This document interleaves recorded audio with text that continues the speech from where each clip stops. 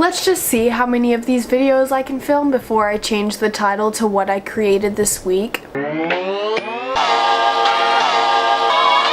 So because it has been about a week and a half since I filmed a video, I have plenty of content to share with you guys, but first I would like to talk and brag about myself just a little bit because this past Saturday was the opening reception for the exposition at a gallery in downtown Dallas that 2 of my pieces were chosen to be displayed. This is the first show at an established gallery that I have been able to be a part of, and I am very grateful and thankful for this experience. The opening reception was amazing. All of my best friends and family came out. I am very appreciative for all of their support. My dad came down from Ohio to see me, and all of my local best friends came out, as well as some of my other family members. And it was so awesome to just see them being there just for me and supporting me in this setting. And of course, I love showing them my work as well. Because I'm so busy with college for the past couple of years, I have not been able to spend as much time with them as I would like. And so it was so amazing to show them that like I'm doing this for a reason and I'm following my passion and, you know, making my dreams come true,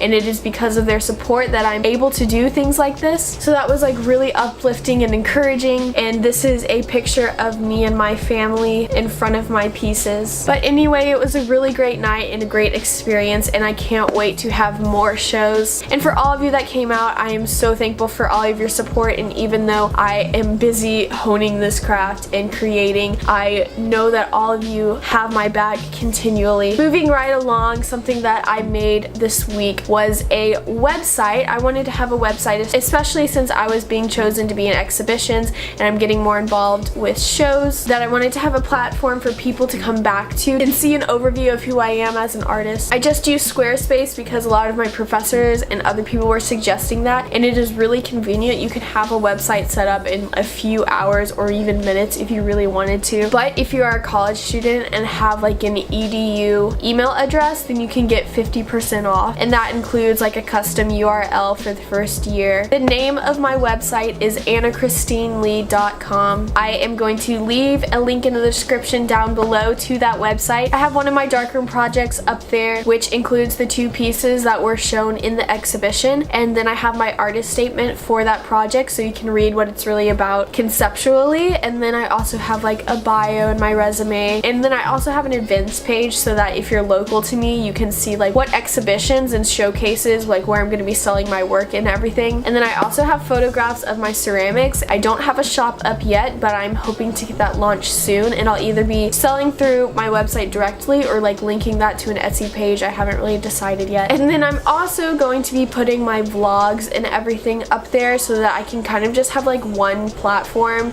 that everything is a part of, and it's like my own, and it's not like through a social media platform. But moving right along from those things that I physically created this week was earlier in the week I finally got to Raku fire the trays that you saw being made in my previous What I Created Today video.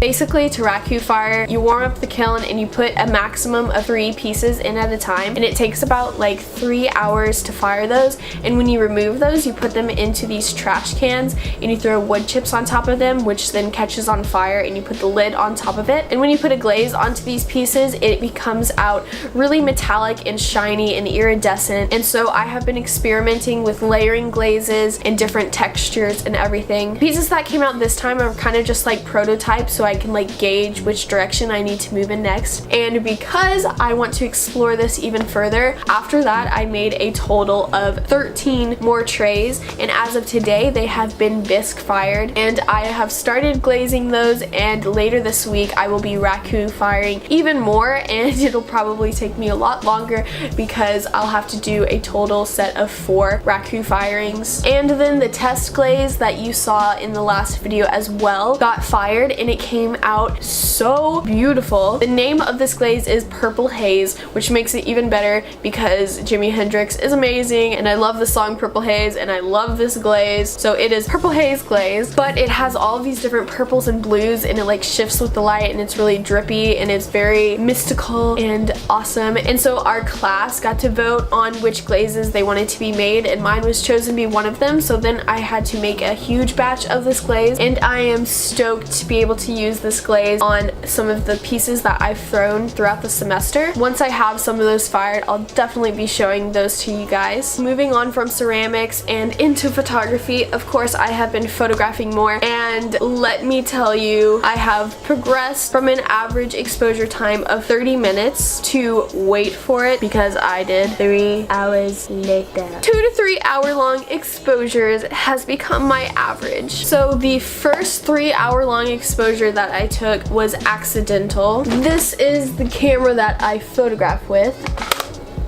Basically, I just open the shutter like this so a picture would be taking right now, and then I just walk away. Anyway, the first one that I took was accidental because I was taking a picture of my bed right here, only being lit by the TV that is behind this camera. So I came over and laid down on the couch and I was like, you know, I'm gonna watch a few episodes of New Girl and let this photograph take, and then I'll shut it off in about like an hour or so. And of course, yo girl did this. Oh gosh, it's been taking for 3 hours. I should probably stop the photograph. So yeah, I was like, man, this is either gonna be really overexposed or it's gonna be an amazing photograph. After developing it, this is how it turned out, and whoa, so much detail. I was blown away by the amount of detail that was in this negative, and so I was like, dang it, I'm gonna have to take more 3 hour long photographs. So far, I have taken a total of 3 hour long photographs. Of course, falling asleep accidentally in all of them, but I've gotten some really great shots out of these. I've put one of those up on my website. It is the last photograph that is in the current project that is up there. That's only a 1 hour long exposure. Yeah, 1 hour long, only 1 hour, like that's nothing. But for this darkroom critique, because I've been spending so much time photographing, I've decided to only do half darkroom prints, and then the others I'm gonna scan onto the computer and blow them up huge and print them. But it takes just as long because I have to spot treat